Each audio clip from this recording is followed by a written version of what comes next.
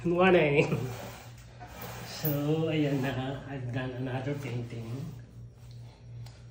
Parang actually there's no title yet, but it looks like there's a cry within. Parang meron siyang unspoken emotional pain. Parang gano'n.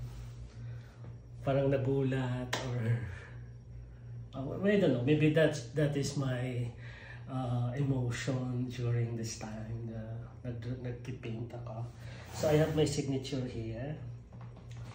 It's a purple one. First time kong gumamit ng purple na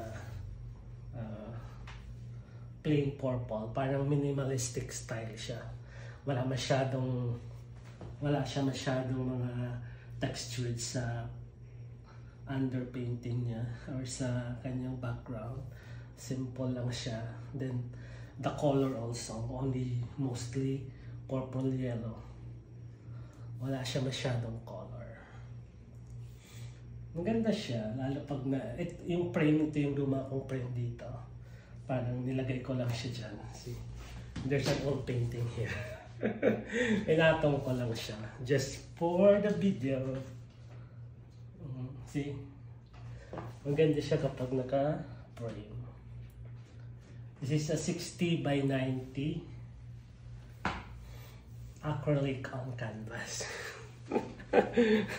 Ganda.